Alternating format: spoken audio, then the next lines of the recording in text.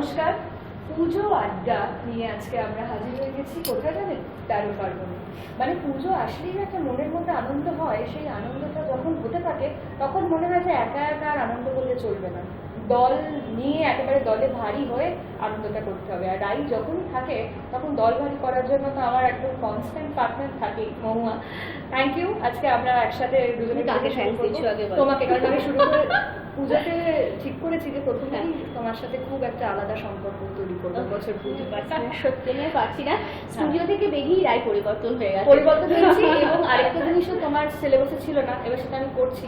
আজকে যে আমাদের স্পেশাল দুজন গেস্ট রয়েছে, তারা যে আমাদের সময় দিয়েছে, তাদেরকে মানে একদম যথাযথ সম্মান দিয়ে তুমি শুরু করো আজকে। এটা আমি তোমার শুরু করতে বলছি। আমি কি বুঝতেই পারি না, রাইকে আমি জিজ্ঞাসা করলাম রাই তুমি কি আজকে শুরু করবে? রাই বললো হ্যাঁ আজকে শুরু। সিলেবাসের বাইরে খেলা, একেবারে সিলেবাসের বাইরে খেলা, এবং ও কিন্তু শুরুটা অর্ধেক করলো আর কি, পুরোটা করলো না। যাক, শেষটা আমি করি, মানে শুরুর শেষটা আমি করি। আমাদের সঙ্গে আজকে যারা রয়েছেন তাদের সঙ্গে কিন্তু দুর্গাপুজোর একটা ওতপ্রোত সম্পর্ক রয়েছে, কারণ আমাদের সঙ্গে রয়েছে সন্দীপ্তা সেন। ও যতবার ওকে দুর্গার চরিত্রে, মানে শুধুমাত্র সিরিয়ালে নয়, তাছাড়াও মহিষাসুর মর্দিনী রূপে ওকে যতবার দেখা গেছে, ততবার আর কোনো আর্টিস্টকে এখনো পর্যন্ত দেখা গেছে বলে আমার মনে পড়ে না। আমি দেখছিলাম ওর যে টিভি শোজ যেগুলো করেছে সেগুলোতে যতবার ওকে দেখা গেছে, এতবার বোধহয় মানে ও রীতিমতো এটা দিয়ে একটা আলাদা জায়গা তৈরি করেছে। আর স্বাগতাদি আমাদের সঙ্গে রয়েছেন, স্বাগতা মুখোপাধ্যায়। যখন কথা বলছিলেন মানে দুর্গা এবং দামিনী, এর আগে যখন তারা কথা বলছিলেন যে 12 বছর আগে যে সম্পর্ক তৈরি হয়েছে সেই সম্পর্ক এখনো তাদের মধ্যে রয়েছে।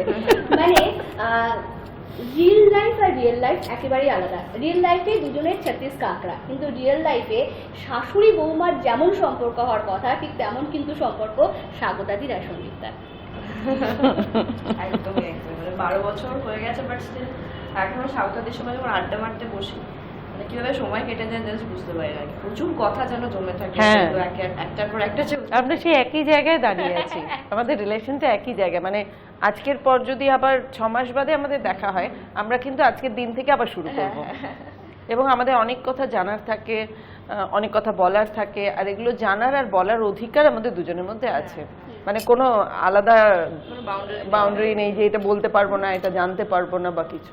আচ্ছা, এই যে তুমি বলছো যে সেই বলার অধিকারটা, তো সেই অধিকারটা তো সৃষ্টি হয়েছিল আজ থেকে 12 বছর আগে একটা এমন একটা এপিক সিরিয়াল দিয়ে, যেটা আমরা এখনো আর কি তোমাদের দুজনকে দেখলেই সবাই কিন্তু আমার যতদূর মনে হয় যে সবাই কিন্তু তোমাদের ক্যারেক্টার নেমটাই সবার আগে বলবে।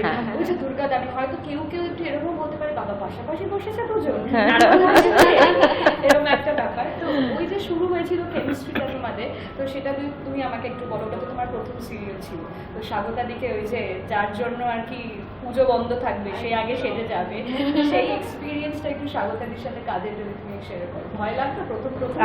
অ্যাকচুয়ালি দুর্গা যখন শুরু হয় তখন আমার বাপের বাড়ির ট্র্যাকটা আগে ছিল, তো সেখানে সবার সঙ্গে খুব ভালো সম্পর্ক। নতুন বুঝতে পারতাম না যে আমি নতুন, আর সবাই ভীষণ ভালোবাসতাম আমাকে। তো তারপরে যখন বিয়ে হলো, আমি সত্যিকারেরই বলেছিলাম, আমার মা যিনি হচ্ছেন তার নামও স্বাগতা বসু, বলছিলাম যে শোনো না, শ্বশুরবাড়ির সবাইকে না খুব গম্ভীর লাগে, আমি অ্যাডজাস্ট করতে পারবো তো। মানে একদম মনে হচ্ছে সত্যিকারেরই বিয়ে হয়ে যাচ্ছে। তো তারপর মনে আছে আমার প্রথম দিন যখন আমি মানে শ্বশুরবাড়ির ট্র্যাক শুরু হয়, মনে আছে স্বাগতাদি আমার পাশে মেকআপ করছিল, আমি পাশে বসলাম, মানে কেউটা ভেতরটা কেউটা হচ্ছিল আর ওরকম মেকআপ হচ্ছে। তো তারপরে যখন কথাটা শুরু হলো ফার্স্ট, মানে ওই যে একটা আপন করে নেওয়া, সেটা না আমি আজ অব্দি ভুলিনি। মানে একটা সিরিয়াল যে ভালো হচ্ছে, তার মানে সবার যে ভালো লাগে, তার জন্য না ক্যামেরার পেছনের সম্পর্কগুলো খুব ভালো হতে হয়। আর আমি যেটা একদম নতুনের আগে কোনোদিনও অ্যাক্টিংই করিনি, মানে সেইটার দিক ইন্ডাস্ট্রি তো মানে প্রথমই, প্লাস এর আগেও কখনো অভিনয় করিনি, সেইটার দিক থেকে না মানে কোনোদিন আমার বুঝতে পারি না কি হেল্প পেয়েছি, কি ভালোবাসা পেয়েছি, সেটা আমি মানে অলওয়েজ বলি যে সবার কাছে আমি কৃতজ্ঞ। আর স্বাগতির সঙ্গে যে তোমার সব থেকে বেশি সিনস থাকতো গৌরবের পরে, তো মানে ওই যে টক্করটা হতো, মানে আমার মনে আছে মানে বেশ কয়েকদিন শুটিং হওয়ার পর এসপি শটে স্বাগতাদি আমার মুখ ভেঙাচ্ছে, আমি একটু চোখ মেরে দিলাম। টক্করটা যে হতো অ্যাকশন বলার পরে আমরা সিরিয়াস, বাট ওই যে মজার মধ্যে কাজটা করতাম সেটা একটা দারুণ সত্যি তাই। এবং তখন আমরা 24 ঘন্টা কাজ করতাম, তখন এরকম 14 ঘন্টা 13 ঘন্টা 12 ঘন্টা কিচ্ছু ছিল না। এবং ও তখন পড়াশোনা করছে, মাস্টার্সও তখন শুরু করে দিয়েছে। ও মেকআপ রুমে প্রচন্ড, ও ভীষণ সিরিয়াস ছিল, মানে মেকআপ রুমেও সিন না থাকলে, প্রচুর সিন থাকতো স্বাভাবিক, আমাদের দুজনে প্রচুর সিন থাকতো, ও কিন্তু পড়াশোনা করতো এবং বই খাতা স্কেল ফেল থাকতো সঙ্গে, কারণ ওর সাবজেক্ট অনুযায়ী যেটা হয়। এবং আমরা চেষ্টা করতাম তখন একটুখানি চুপচাপ থাকতে, মানে পুরো সাইলেন্টই হতো ব্যাপারটা। মানে আমি যখন পড়ছি মানে সবাই সিরিয়াসলি, যেটা সন্দীপটা পড়ছে ওকে পড়তে দাও, তারপর আমরা একসঙ্গে খাবার অর্ডার দিতাম, খেতাম। সেই যে কি খাবারের আমাদের মানে ধুম ছিল না, আমরা প্রচুর খেতাম, মানে আমরা অর্ডার দিতাম। শুধু তাই নয়, আমাদের ওখানে একজন চা করতো, তো তাকে আমরা চাঁদা তুলে, হ্যাঁ, তো টমটমকে আমরা চাঁদা তুলে দিতাম, ও বাজার করে বাড়িতে রান্না ফান্না করে চিংড়ি মাছ মাটন সব করে নিয়ে আসতো। হ্যাঁ, মোরলা মাছ, মানে প্রচুর খাবার খেতাম আমরা। মানে এইরকম। আর লাস্ট ডে যেদিন ছিল আমাদের ফ্লোর থেকে, আমি আর সন্দীপ তো হাত ধরে পুরো ফ্লোর ঘুরছি, আর কি কান্না কেঁদেছিলাম দুজনে। আর আমাদের আউটডোরে লাস্ট শুটিং হয়েছিল, তো সেখান থেকে ওর গাড়িতে, ও গাড়ি নিয়ে গিয়েছিল, আমি প্রোডাকশনের গাড়িতে গিয়েছিলাম, ফেরার সময় আমি ওর গাড়িতে আসি। তো দুজনে মানে প্রবল মন খারাপ ছিল, যেন মনে হচ্ছে সত্যি সত্যি একটা ছাড়াছাড়ি হয়ে গেল, সত্যি সত্যি। আর আমরা সত্যি তো ওভাবে আমরা দিনগুলো কাটাতে কখনোই পারি না। না, মিলনটা আমাদের বারবারই হতে থাকে মাঝে মাঝে, কিন্তু আজকেও এক ধরনের। আর যেহেতু পুজোর আড্ডা, দুর্গাপুজো নিয়ে একটা দুর্গাপুজোর এফেক্টও আছে। আচ্ছা, আমি এবার সন্দীপটার কাছে একটা বিষয় জানতে চাইবো, সেটা হচ্ছে যে তোমাকে বারে বারেই দুর্গা হিসেবে ভাবা হয়, মানে তুমি টিভি শোজ যেগুলো হয় অনেকবার, মানে যতবার আমি দেখছি মানে ঘুরে ফিরে তোমার নামটাই আসছে। কেমন লাগে মানে দুর্গাপুজোর আগে, বিশেষ করে দুর্গাপুজোর আগে যিনি রিয়েল লাইফে সব থেকে বেশি দুর্গা হয়েছেন তিনি আমাদের সঙ্গে রয়েছেন, কেমন লাগে একটু বলো? খুব ভালো লাগে, কারণ মানে আমি প্রথম থেকেই শুনে এসেছি যে একটা মেগা সিরিয়াল মানে একটা নিউজ পেপারের মতো, আজকে করছো পরের দিন সবাই ভুলে যাবে। কিন্তু মানে আমি সত্যি সবার কাছে খুব কৃতজ্ঞ যে সবাই এত ভালোবাসা দিয়েছেন এই প্রজেক্টটা, কিন্তু কেউ ভোলেনি এখনো। তো সেই যে ভালোবাসাটা এবং দুর্গার চরিত্র, এবং আমি যেহেতু একজন ডান্সার, আমার মানে মহিষাসুরমর্দিনীর ডান্স পারফর্ম করতে ভীষণ ভালো লাগে। আর সেটা যখন আর সেই রূপে সাজতেও আমার কোনো মানে বোরিং লাগে না, আমার সবসময় ভালো লাগে। তো সেটা যখন মানুষের সবাই বলে যে ভালো লাগছে তুমি করো, তো সেটা অফকোর্স আমি এনজয় করি, ভালোই লাগে। যেহেতু সাজের কথাটা বললো, তাই আমার একটা প্রশ্ন তোমার কাছে, যে দামিনী রায়চৌধুরীর যে একটা সাজ, সেটা তো তারপরে তুমি যে ট্রেন্ডটা সেট করেছিলে, তারপর আমরা দেখতাম যে পুজোয় অনেক ওরকম সিঁদুর পরে বেরোচ্ছে, এবং তারপর যেটা তোমার যেটা একটা সিকুয়েল মতো হলো, সেখানেও তোমার একটা অন্য স্টাইলের একটা সিঁদুর পরার ব্যাপার ছিল। তো এই যে সাজের ব্যাপারটা, এই এক্সপিরিয়েন্সটা যদি একটু শেয়ার করো, তোমাদের তো লুক টেস্ট হয় ওরকম তোমার। হ্যাঁ, মানে সেটা তো যারা লুকটা তৈরি করছে তাদের উপর ডিপেন্ড করে। এবার অনেকে বলে না যে সুন্দরভাবে লুকটা ক্যারি করেছে, একদম সত্যি কথা বলতে গেলে না, কি করে ক্যারি করতে হয় আমি জানি না, মানে এটা কেউ বলতে পারবে না। কিন্তু চরিত্রটার মধ্যে ঢোকার সাথে সাথে ওটা অটোমেটিক সাজের মধ্যে একটা চলে আসে। হ্যাঁ, আর ওই সাজটা না দিলে মনে হয় ওর একটা তো লার্জার দ্যান লাইফ একটা ক্যারেক্টার, আমি একটা নর্মাল মানুষকে দেখলে মানুষ ওই রকম একটা ফিলিংস হতো না। তো সাজটা ভীষণ হেল্প করেছে, ভীষণভাবে, মানে একটা অন্য রকম, মানে দেখলেই একটা কিরকম একটা হওয়া। তখন যখন তুমি কোথাও ভিজিট করতে, এটা তো তোমাকে বহুবার এই প্রশ্নের সম্মুখীন হতে হয়, যে যখন তুমি কোথাও ভিজিট করতে, এই যে মানুষের চোখে ভালোবাসার সাথে সাথে যে একটা হেট্রেট। আচ্ছা, আমি এই প্রশ্নটার সঙ্গে আরেকটু মানে পুজোটা জুড়ে দিই, যে এরকম কখনো হয়েছে যে পুজোতে বেরিয়েছো আর তোমাকে মানে যারা অবশ্যই তোমাকে ঘিরে ধরে অনেকেই, এটা যারা তোমাকে পছন্দ করুক বা তোমাকে সিরিয়ালে দেখে অপছন্দ করুক, এরকম কোনো স্মৃতি আছে? দেখো, সত্যি কথা বলতে গেলে পুজোতে না বেরোনোটা হয় না, মানে আমি হয়তো ঠাকুর দেখতে বেরোলাম, আমার ঠাকুর দেখা মানে ওই বিভিন্ন পুজোর জাজমেন্ট বা ইত্যাদি, এমনি যে কখনো আমি ঠাকুর দেখতে যাচ্ছি সেটা জেনারেলি মানে হয়নি। তো তা বাদে হয়তো কোনো প্রোগ্রামে গেছি বা কিছু, সেখানে তো নিশ্চয়ই লোকে আর কষ্ট দেবেন না দুর্গাকে। মোস্ট প্রবাবলি আমার যতদূর মনে আছে, তুই আর আমি একবার সাউথ সিটিতে খেতে গিয়েছিলাম, তখন পাশ থেকে, হ্যাঁ, এবং তাতে একজন এসে পাশে দাঁড়িয়ে বলছে ওই দেখ ওরা দুজনে একসঙ্গে খাচ্ছে। মানে এইটা যে একটা কি লোকে দাঁড়িয়ে দেখছে যে আমি আরো একসঙ্গে বসে খাচ্ছি, মানে এটা হ্যাঁ মানে এটা ভাবনার অতীত, হ্যাঁ ভাবনার অতীত যে ওরা একসঙ্গে বসে খাচ্ছে, এটা হতেই পারে না। এটা আমি একটুখানি সুযোগ পাচ্ছি বলে বলছি আমাদের এই আড্ডাতে, স্বাগতাদের কিন্তু এই যে একটা ক্রেজ সেটা কিন্তু আমিও খেয়াল করি যে অনেক সময় ধরো কেউ দূর থেকে দেখে না, আমি দেখি রেগেই তার মানে তার স্ত্রীকে হয়তো বলছে যে ওনাকে দেখো, মানে রেগে রেগে ওই দেখো এরকম একটা মানে খুব রাগ হয়। এটা আমি জানি এটা তোমার কাছে একটা বিরাট সাকসেস। হ্যাঁ। এটাই স্বাগতাদির হাসির কারণ। আমি যে চরিত্রগুলো করি সেটাতে তো যদি লোকে রেগেই না যায়, যদি বিশ্বাসই না করে যে আমি ওর উপর টর্চার করেছি, তাহলে তো কাজটাই হয়নি, মানে আমার এক্সপ্রেশন প্রপার ছিল না। আর ততটা ইনোসেন্ট দেখায় সন্দীপটাকে।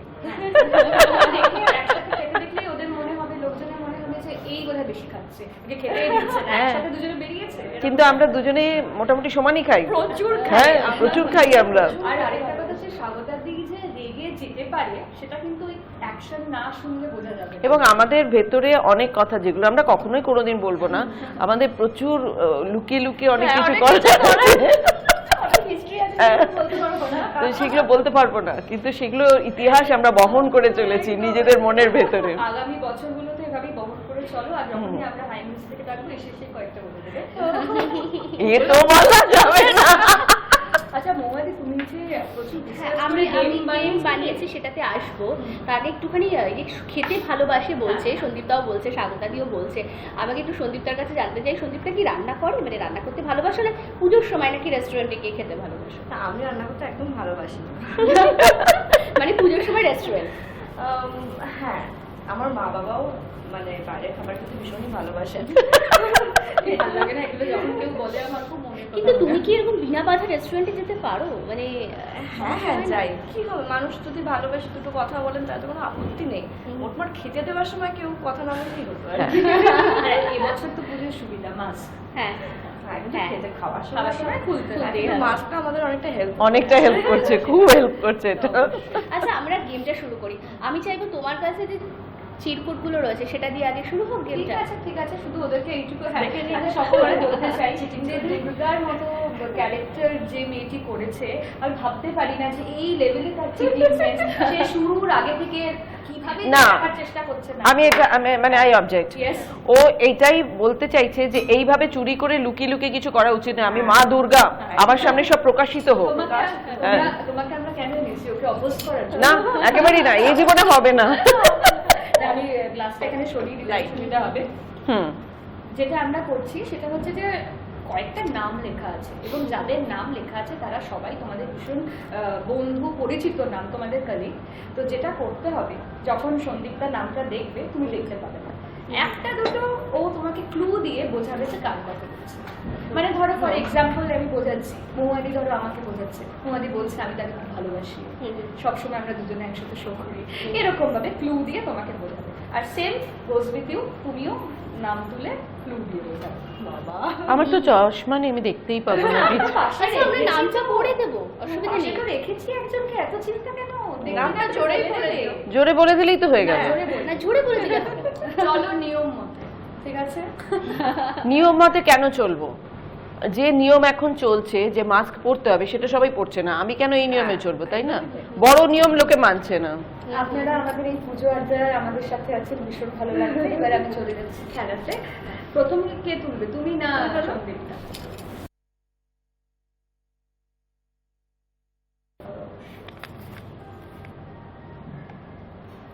কেমন আছে?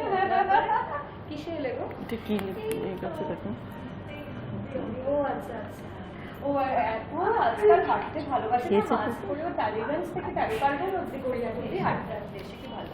আমি বলে দিয়েছি। আচ্ছা ঠিক। সে কিছু বোঝানোর নেই। কোনো ক্যারেক্টার নেম বা তার ছবির কোনো নাম কিছু একটা দিন। কিছুই তো মনে পড়ে না। আমি তো তোমার মানে আমি বলবো হ্যাঁ, ওকে। ওকে তুমি ক্লু দেবে। যার গার্লফ্রেন্ড একজন বিদেশি। পরমব্রত। ইয়া এই তুমি আর কি কি খেতে চাও তুমি বলো। দারুণ ছিল। এবার তুমি বলো। আচ্ছা আমরা কিন্তু এটা দিয়ে দেখবো যে কে এগিয়ে থাকে, শাশুড়ি না বউ? না না, ওতে আমাদের কিছু যায় আসে না। তোমাদের যায় আসে না, আমাদের আমাদের যায় আসে। আর এর ওপরে কি কোনো গিফট আছে? হ্যাঁ একটা একটা কি হলে ঠিক আছে, আমরা ভাগাভাগি করে নেব। না ইয়ে করতে পারে আমি বলে দিচ্ছি। দেখো যদি কোনো clue দিয়ে বলো। হ্যান্ডরাইটিংটা বলতে পেরেছো? হ্যাঁ হ্যাঁ, তুমি আসবে বলে বসন্ত এসে পেরিয়েছে চোখ কাট। প্রচুর গসিপ। চক্রবর্তী বাবু, আমি এটা এর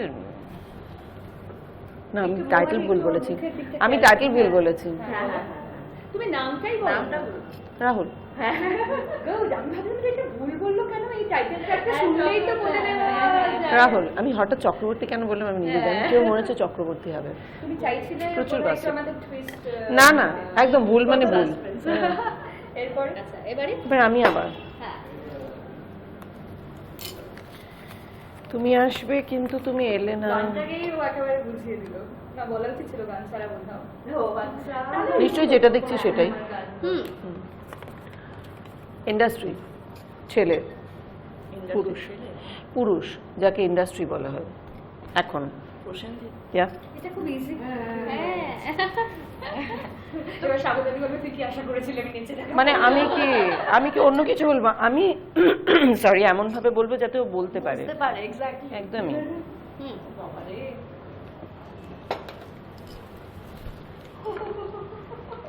ওর নামগুলো মজার আসছে না?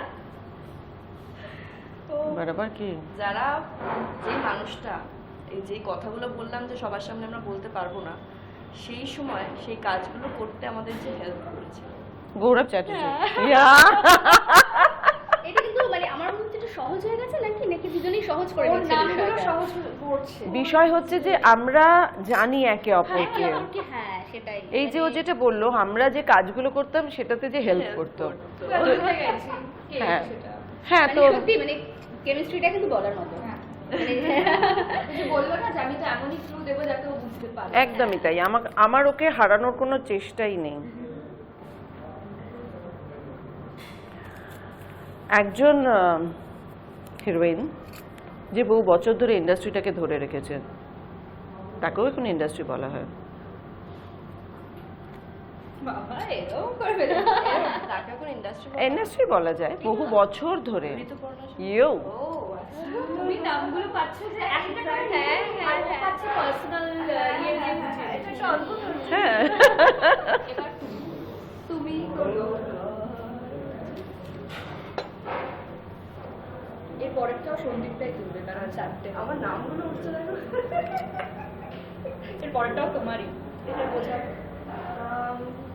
বুঝে বুঝে কোনো একটা মানে সিরিয়ালের নাম তো বলা যেতে পারে। সিরিয়ালের নামটা ডিরেক্ট নিলে খেলাটা একটু একটু আগে ছক্কা পড়ে 2-4-5 বুঝে হয়ে যাবে যাবে। না স্বাগতাদি।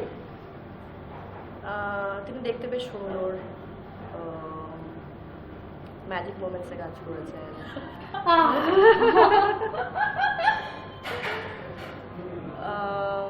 আচ্ছা, বিক্রম।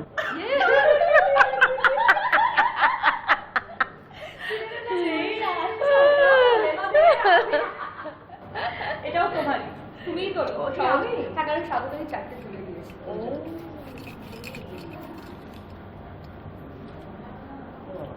দেখি আমি নামটা এবার আমি একটুখানি আচ্ছা, ও বাবা, আচ্ছা এটা বোঝানো একটু কঠিন হবে মনে হয়। ইয়ে কি বলে চ্যালেঞ্জ নবীলা শাহ। দেব দেব দেব দেব। খুব ভালো হয়েছে। হ্যাঁ হ্যাঁ হ্যাঁ সুতরাং আমি জানতাম এটা খুব সহজ হবে ওদের জন্য, তবে আমার যেটা মজা লাগলো সেটা হচ্ছে স্বাগতাদির নামগুলো এক ধরনের পড়েছে ওর, মানে কারোর সাথে কারোর হ্যাঁ, কিন্তু এটা কিন্তু এরকম হতে পারতো, একটা বিক্রম একটা প্রসেনজিৎ। আমাদের বন্ডিংটা এরকমই। হ্যাঁ, এবং আরেকটা জিনিসও যে দেখছি এতটাই ভালো বলবেন যে তুমি কি লিখেছো চিরকুট না দেখেই কিন্তু বুঝে যাচ্ছে দুজনে, আর সেইভাবেই করেছে এবং চিরকুট। ওই যে দামিনী রাজুদের মতো এরকম করে করে ফেলে দিচ্ছে। ইয়ে ক্যা হ্যায়। তুমুল এবার তোমার খেলা। এক অবশ্যই খেলাতে যাব, তার আগে অনেকের কথা। আচ্ছা, এটা তো ময়দানে তোরা করতে পারতিস। না, ময়দানে 4 জন 4টা ঘোড়া নেয়, আর ওরা একটা ঘোড়ার গাড়ি নিয়ে ইয়ে করছে আমাদেরকে। না আমি যাব অবশ্যই, পরের খেলাতে যাব, আগের খেলার রেসটা একটু থাকুক তবে তো পরের খেলাতে যেতে ভালো লাগবে। আচ্ছা এই যে এখন তোমরা মানে মেগা সিরিয়াল করছো তো, স্বাগতাদি বোধহয় করছে এখন মেগা সিরিয়াল, আর সন্দীপটা এই আদার্স কাজ মুহূর্তে, করে হ্যাঁ, করছে, এই ওয়েব মুহূর্তে সিরিজ আছে। করছে, আদার্স সিরিজ করছে। এই পুজোর সময় তোমাদের কেমন কাটে গো? মানে মেগা সিরিয়াল যারা করে, মানে যখন সিরিয়ালে ছিলে, এই পুজো যখন আসে তখন তোমাদের কেমন কাটে? বল লাগে। আমি অ্যাকচুয়ালি যখন এই সিরিয়ালের কথা হয়, সেটা যে মাসেই হোক না কেন, সেটা যদি ডিসেম্বরে হয়, সেটা যদি জানুয়ারিতে হয়, সিরিয়ালের কথা, ক্যারেক্টার সব কিছু নিয়ে কথা হওয়ার পরে যেটা সব থেকে ইম্পর্টেন্ট পয়েন্ট থাকে আমার, সেটা হচ্ছে আমার কিন্তু পুজোয় 10 দিন ছুটি লাগবে। বাহ, কারণ হচ্ছে আমি ভীষণ ঘুরতে যেতে ভালোবাসি, আর মেগা শুরু হওয়ার পরে আমাদের ঘুরতে যাওয়ার জাস্ট হয় না। তো আমি সারা বছর ওই পুজোর জন্য অপেক্ষা করি যে ওই যে 10 দিন ছুটি আমি কোথায় যাব, কোথায় ঘুরবো। তো আমার ওই আইটিনারিটা না আমার ওই সারা বছর ধরে প্ল্যানিং চলতে থাকে, কোথায় যাওয়া যেতে পারে আমার। পুজোর সময় কি একাই ঘুরতে যাও তুমি, যেহেতু না, সোলো পুজোর সময় একা এখন অব্দি যাই না। পুজোর সময় একা যাওয়ার কোনো ইচ্ছেও নেই। তো পুজো একা যাই না, বন্ধু বান্ধবদের সঙ্গে কিংবা মা বাবার সঙ্গে যাই। তো মোটামুটি ঘোরার প্ল্যানটা হচ্ছে আমার মেন থাকে, কারণ সাঁওতালিও যেটা বললো যে আমরা মানে প্যান্ডেলে গিয়ে ঠাকুর দেখাটা হয় না, তো সেই জন্য ঘোরাটা হচ্ছে সব থেকে বেস্ট অপশন আমার। আর স্বাগতাদি? আমার যেমন পুজোর সময় কিছু আমার নিজের দু একবার বেড়াতে গেছি, কিন্তু একটা যেটা হয়, বাবা মা সবসময় পুজোর সময় যেতে চায় না, মানে আমার শ্বশুর শাশুড়ি, সেই ক্ষেত্রে একটু বাড়িতে থাকলে ভালো হয়। আর কিছু গানের প্রোগ্রাম থাকে যেটা আমার কাছে ভীষণ মানে প্রথম আমার যেটা ভালোবাসা সেটা হচ্ছে গান। তো আমি ওই প্রোগ্রামগুলোতে আমার কারোর পারমিশন নিতে হয় না, টাইমে ছাড়তে হবে বলতে হয় না, সো আই এম ফ্রি। তো আমি গানের প্রোগ্রামগুলো আমি ভীষণ, এবং গানের প্রোগ্রামের জন্য পরপর 2 বছর আমি দিল্লিতে শো করেছি, ওখানেই ছিলাম, এই করে কেটে যায়। আর যদি কখনো কিছুই না নিয়ে থাকে, 1 দিন বা 2 দিন, সেদিন একদম মানে বন্ধু বান্ধব, বাড়ির লোকজন, আড্ডা আড্ডা হয় আর কি, ইখাত আড্ডা। আচ্ছা, এবার আমি একটা গেম খেলছি। আবার যে খেলতে ভালোবাসি আমরা। ভীষণ খেলতে এবং খেলাতে। আচ্ছা, আমি কিছু অনুভূতির কথা বলি। সেই অনুভূতিটা বলার পরে তোমাদের কারোর সম্পর্কে মনে হতে পারে, তার নাম নিতে পারো, অথবা তোমার সেই অনুভূতিটা শোনার পর কি মনে হচ্ছে সঙ্গে সঙ্গে বলতে হবে। আমি আগে স্বাগতাদিকে জিজ্ঞাসা করবো, তারপরে সঙ্গীতটাকে। রাগ খুব খারাপ একটা ইমোশন, অসাধারণ উত্তর। জেদ করাই উচিত নয়, আনন্দ সবসময় থাকা উচিত। হ্যাঁ। দুঃখ জীবনে আসে যায়, ওটাই আলটিমেট নয়। বাহ, অসাধারণ। প্রেম সবসময় আছে জীবনে। বিয়ে ইচ্ছে মতো করা উচিত, এটা মাস্ট নয় জীবনে। পরিবার সবসময় থাকা ভালো। পরিবার মানে যে শুধুমাত্র হাজব্যান্ড ওয়াইফ বা বাবা মা নয়, আমরা মুখে বলি বৃহৎ পরিবার, সেই বৃহৎ পরিবার যদি আমরা একটা তৈরি করতে পারি, তাহলে অনেক প্রবলেম মিটে যায়। এরপরে যেটা বলবো সেটা অনুভূতি নয়, সেটা একটা ভালো লাগার জিনিস। সেটা আমি বলার সঙ্গে সঙ্গে তোমাকে সেটা করে দেখাতে হবে। সেটা হচ্ছে গান। তোমাকে শোনাতে হবে।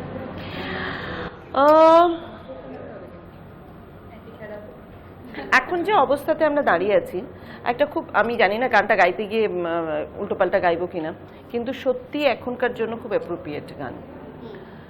চারদিকে যা পরিস্থিতি হচ্ছে, এই গো মা দুর্গা, ও মা দুর্গতি নাশিনী, তোর অস্তর শস্তর ফোঁতা হবে ফুলে, ও তা ভাবিনি।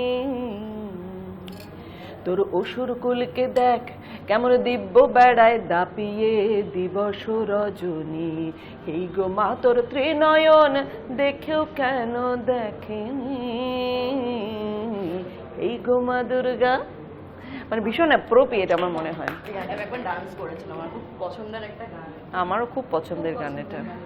আচ্ছা, এবার সন্দীপটার কাছে আসছি। আচ্ছা, আমার একটা বক্তব্য আছে। এই সেম ইমোশনস গুলোকে আমাকে বলা হবে? একদমই না। ওকে, তাহলে পুরো আলাদা। আমার আনসার গুলো মানে 90% প্রায় এক। সেম হচ্ছে। সেম শুনিয়ে শুনিয়ে আবার দেবো। সবকিছু যে ইমোশন তাও নয়। এবার তোমাকে যেটা বলছি একটা মিক্স আছে। Okay. ঠিক আছে, যেমন বেড়াতে যাওয়া, ভালোবাসা, মন ভালো, হতাশা, আসে যায়। এই আমি জাস্ট এটা ভেবেছি, আমি জাস্ট এটা ভেবেছি, হতাশা আসে যায়।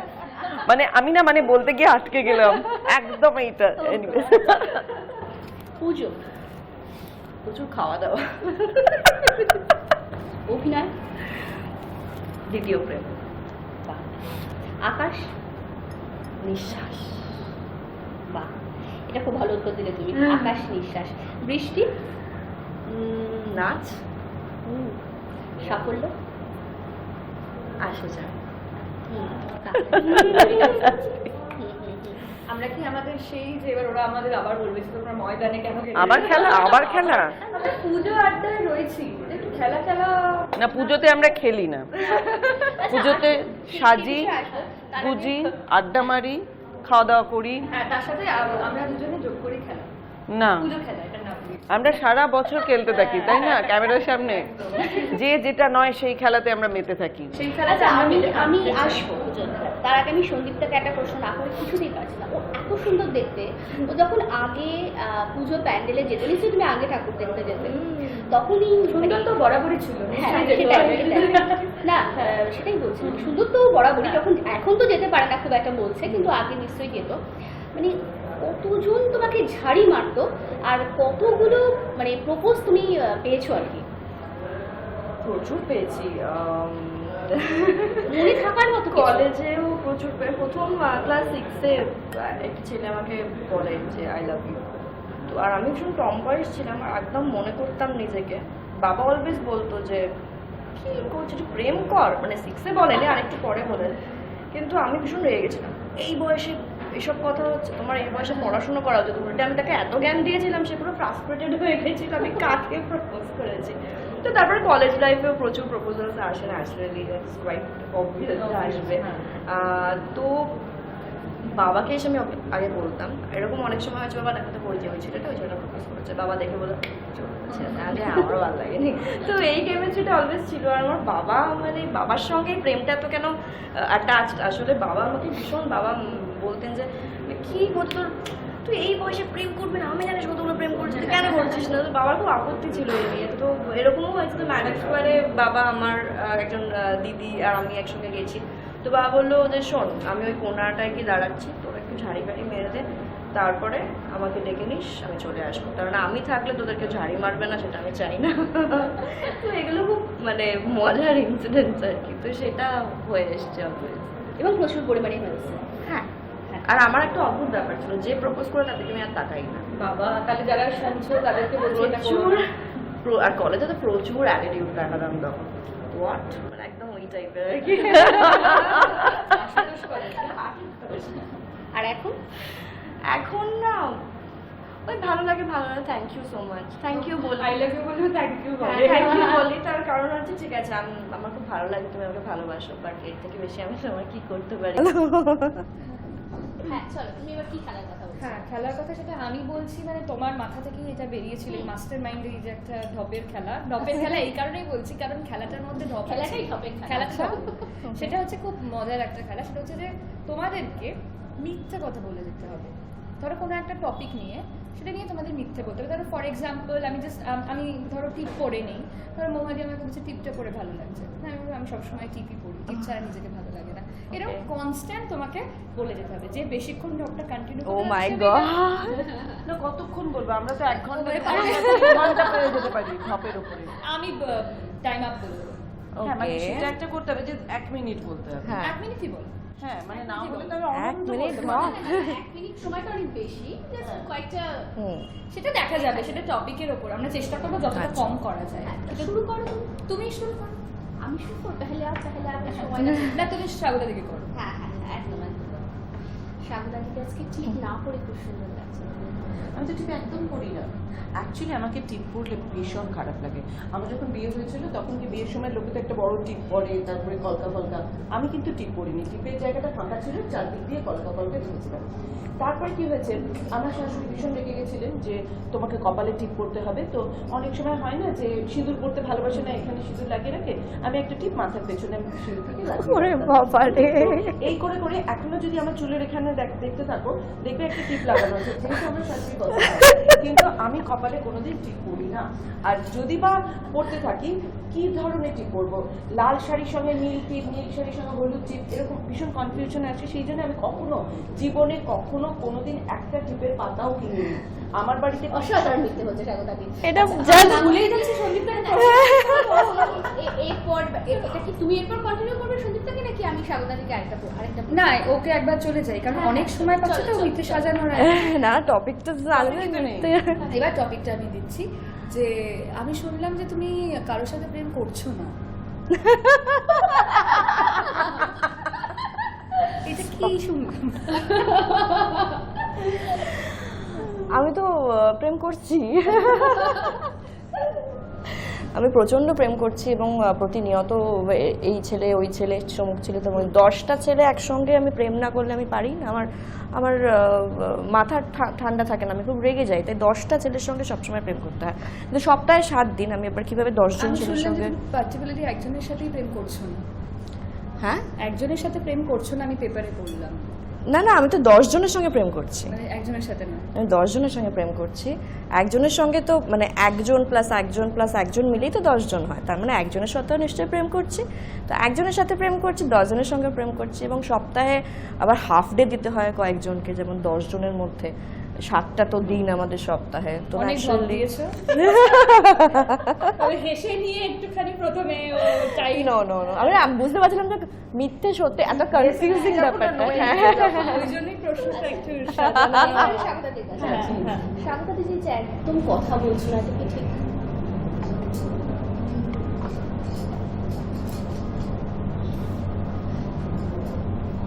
কোনো ফিশ ফ্রাইটা সামনে থেকে নিয়ে নিই তো কথা বেরিয়ে যাবে। খাই না, ছেড়ে দিয়েছি খাওয়া, এগুলো কিচ্ছু খাই না। আচ্ছা আচ্ছা, তোমরা কি বুঝতে পারছো কিছু? স্বাগতাদি যে একদম মানে না আমি তো বুঝতে পারছি যে স্বাগতাদি তো কথা বলছে না, তার মানে স্বাগতাদি কথা বলছে, হ্যাঁ সেটাই মিথ্যাতে বলতে হবে, কিন্তু স্বাগতাদি বোবা হয়ে গেছে, বোঝাচ্ছে যে তোরা থাম। স্বাগতাদি খুব কম কথা বলে, তো এটা যদি বলতে হয় যে প্রমাণ করতে হয়, তাহলে তো আমাকে তো কথা নাই বলতে হবে, সত্যি কথা কম। তোমাকে এটা প্রমাণ করতে হতো না, তোমাকে বলতে হতো মিথ্যে। একদমই তাই। সুতরাং আমি বলি এগিয়ে গেছে নম্বর নিয়ে। না না না, সেটাতে আপত্তি নেই। হ্যাঁ, মানে না, কোয়েশ্চেনটা হচ্ছে তুমি তো একদম কথা বলছো না, তাহলে আমি সারাক্ষণই কথা বলছি, তুমি কি করে বলছো আমি কথা বলছি না? আমি শেখাচ্ছি। এই কনফিউশনটা আমার প্রশ্ন সময় হয়েছিল যে তাহলে কি এটা করবো না ওটা করবো। Confuse করার জন্য ট্রিক দিচ্ছে, ট্রিক আচ্ছা দিচ্ছে। সন্দীপ তাই। সন্দীপটা আমি শুনেছিলাম যে একটা সময় সেটে নাকি তোমার আর স্বাগতাদির মধ্যে বিরাট একটা প্রেমের সম্পর্ক ছিল, এটা কি ঠিক? মানে তোমরা নাকি খুব গলায় গলায় বন্ধু ছিলে, এটা তো না অ্যাকচুয়ালি। এবার এটাকে আমার কি করতে হবে, মানে you have to defend that no ছিলাম না বন্ধু। ওটা হ্যাঁ, নাটা clear বলতে হলো। হবে। ওকে ওকে না, অ্যাকচুয়ালি যেটা হতো মানে স্বাগতাদির সঙ্গে প্রথম আলাপ থেকে শেষ দিন অবধি আমি সহ্য করতে পারতাম না। ইনফ্যাক্ট মুখ দেখা দেখি বন্ধ ছিল, আমাদের কথা বন্ধ ছিল। আমরা যতটুকু সময় আমরা অ্যাক্টিং করতাম ততটুকু সময় জাস্ট দরকার যতটুকু ডায়লগ বলতে হতো, এছাড়া আমরা কখনোই এরকম মানে মেকআপ রুমে তো একসঙ্গে বসতামই না, মানে কথা তো দূরে থাক, একসঙ্গে মেকআপ রুমও শেয়ার করতাম না। লাস্ট দিনকে পুরো ঘুরেছিলে নিজেদের পুরো ফ্লোরটা হাত ধরে, এটা শুনছি। কি বলছো? It's impossible. আমরা সারা সিরিয়াল কোনো কথাই বলিনি, ঝগড়া হয়েছিল একবার, তারপর থেকে জাস্ট কথা নেই, সহ্য করতে পারতাম না দুজনকে। Good bye. আমাদের কি নোটে গাছটা পোড়ানোর মতো খেলাটা শেষ হলো? হ্যাঁ, গাছটা ফুলের মতো খেলাটা শেষ হলো, কারণ মানে আড্ডা শেষ করতে হবে আর কি। হ্যাঁ আড্ডা শেষ করতে হবে। পুজোর এবারে পুজোর কার কি প্ল্যান একটু শুনবো। হ্যাঁ, কারণ পুজোর আড্ডা বল। এবং এবছর হ্যাঁ, পুজোটা হ্যাঁ।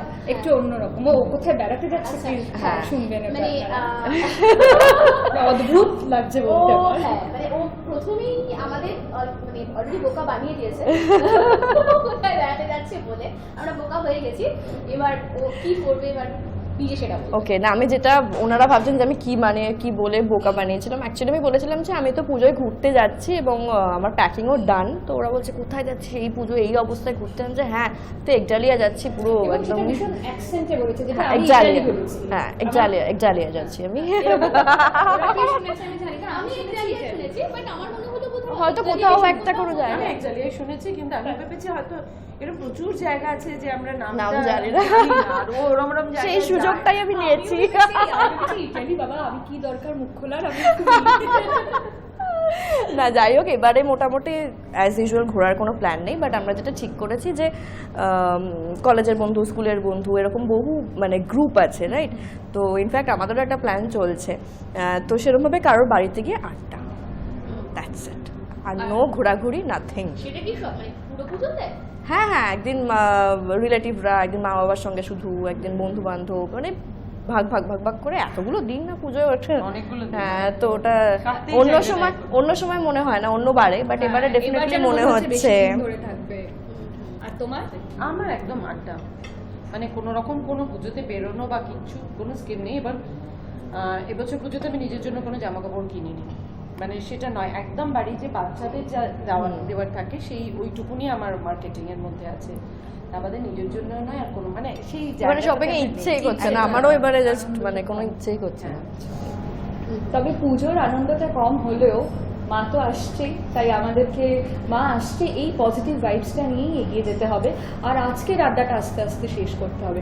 বাট মহাদি, স্বাগতাদি যখন আমার আছে, একটা খেলা। আমরা তো গান দিয়ে শেষ গান। করবো, বাট এমন একটা গান যেই গানটা না আমার খুব ভাল লাগে ওনার গলায়, তোমারও নিশ্চয়ই ভাল লাগে, আমি বলি কোনটা? সেই গানটার মধ্যে না একটা রোমান্টিসিজম, পুজো, একটা মেলা, একটা প্রেম, এরকম ব্যাপার আছে। তা আমার মনে হয় আমরা শেষটা ওই গানটা দিয়ে করি। কোনটা বলো তো? সৈয়া রাসের মেলায়, এটা স্বাগতাদি গাইলে আমরা দুজন তিনজনে একদম স্বাগতাদের গান নিয়ে আমি আর কি বলবো, মানে মেকআপ রুমটা মানে মাতিয়ে রাখা হতো স্বাগতাদের গানে।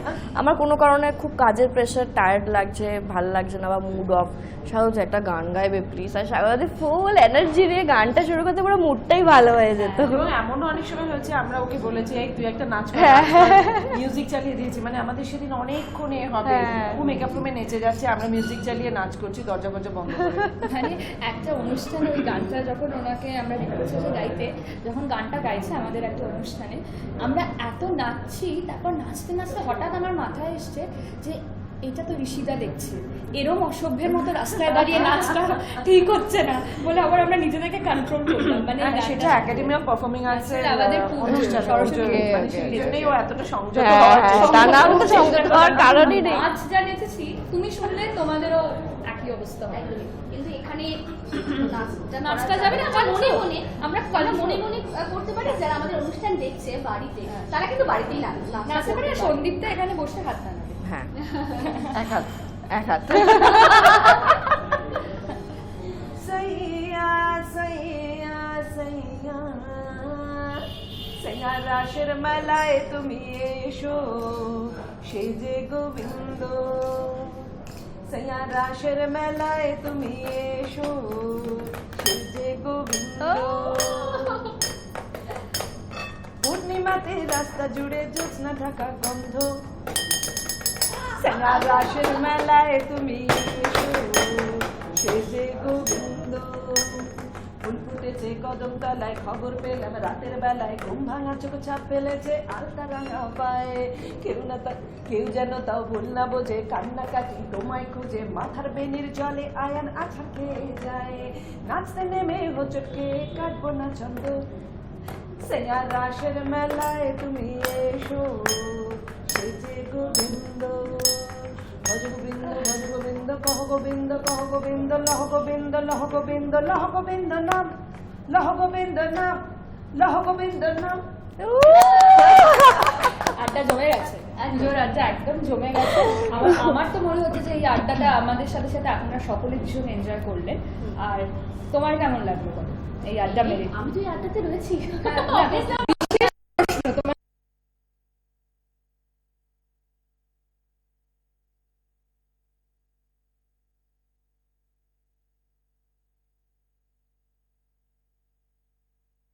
হ্যাঁ, অসাধারণ। আর আরেকটা কথা বলবো যে এই আড্ডা কিন্তু চলবে, মানে আজকে আমাদের সঙ্গে সন্দীপদা আর স্বাগতাদি রয়েছে, পরের দিন অন্য কেউ থাকবে, তারপরের দিন অন্য কেউ থাকবে। আমি জানি অনেকেই এবার পুজোটা বাড়িতে বসেই কাটাবেন ভাবছেন, যেমন সন্দীপদা ভাবছে, যেমন স্বাগতাদি ভাবছে। সুতরাং বাড়িতে বসে যদি একদম মানে নিখাদ আপনারা বিনোদিত হতে চান, তাহলে করে আমাদের এই প্রাক পুজোর যে অনুষ্ঠান সেটা কিন্তু দেখতে শুনবেন না, সেটা হবে হাই নিউজে, হাই নিউজ নেবে